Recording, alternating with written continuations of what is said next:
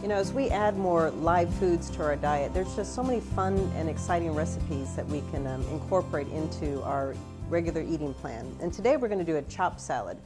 And this salad, you can do anything you want in it. There is a set recipe, but add what veggies you like. So we're going to start today. I've already sliced or diced this cabbage. So here we have red cabbage and green cabbage.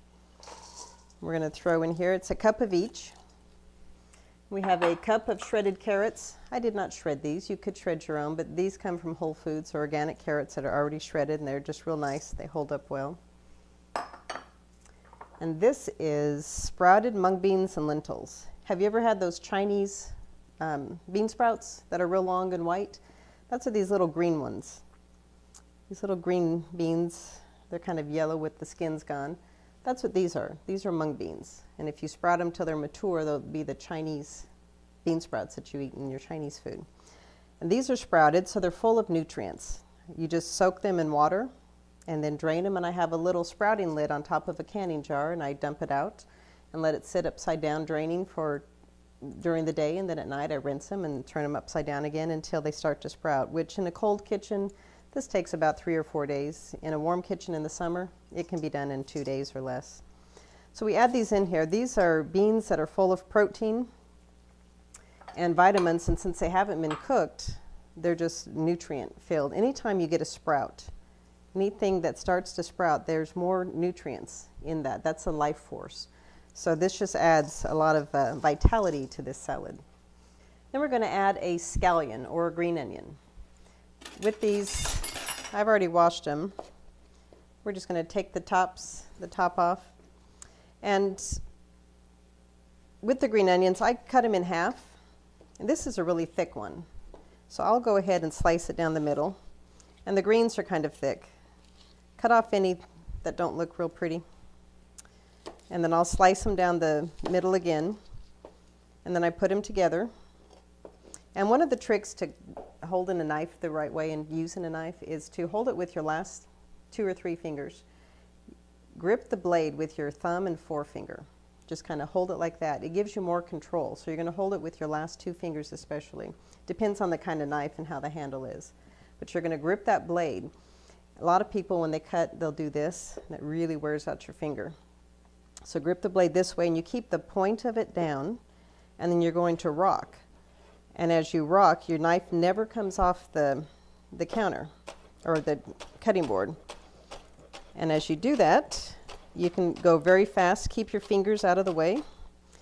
And one of the best things you can do for yourself, the best investment you can make, is to get a sharp knife. Sam's Club sells a 2-pack of these knives for $11 or so. So we're just going to add that in. And again, this is a very quick and easy salad that you can use with whatever leftovers you have. And we're going to use some romaine lettuce. You could use kale, you could use romaine, you could use green leaf. Iceberg is not the lettuce of choice. It has a lot of water nutrients. It has a lot of water in it. So it's good as far as that is concerned, but it really doesn't have many nutrients. The romaine lettuce, the darker leafy greens, are what carry the nutrients. So we're just going to mix this up. Now if I were making this at home, I would probably add in more lettuce just for color. You can just tell, go with what works for you. All right, and for the dressing, we're going to use, this is apple cider vinegar. I'm going to use a tablespoon of apple cider vinegar, a tablespoon of toasted sesame oil. I don't use a lot of oils in my food preparation. I just don't think we need them added in. It adds calories, and a lot of the oils are not heart healthy. The toasted sesame oil, only using a tablespoon, I think is okay because it adds to the flavor of what we're doing. And I need some agave. Okay, and we're going to add a little bit of agave. 1 big squirt's a tablespoon. And then just a little bit of sea salt. So I'm going to add a half a teaspoon of sea salt. And I'm going to whisk this. And whisk it together until it's smooth and the oil isn't separated. Okay, and we're just going to take a taste of it. It's perfect. Now this is a lot of salad. If you're serving this for your family, this would be great. Go ahead and put the dressing on it and mix it up. But if you're going to make this for your week and you're going to eat it for a couple of days, take the portion out that you're going to eat and put in a bowl and put a little bit of dressing over it. And then that way, this will save for a couple of weeks in the fridge, at least a week and a half, 2 weeks, without going bad if you keep it sealed. So I'm just going to go ahead and pour this in.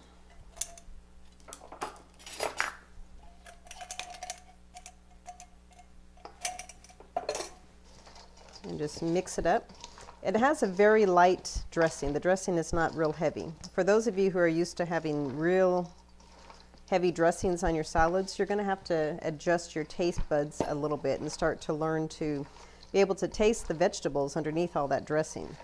Dressing contains so much, so many things that are not good for you. The oils mainly, the calories, the empty calories.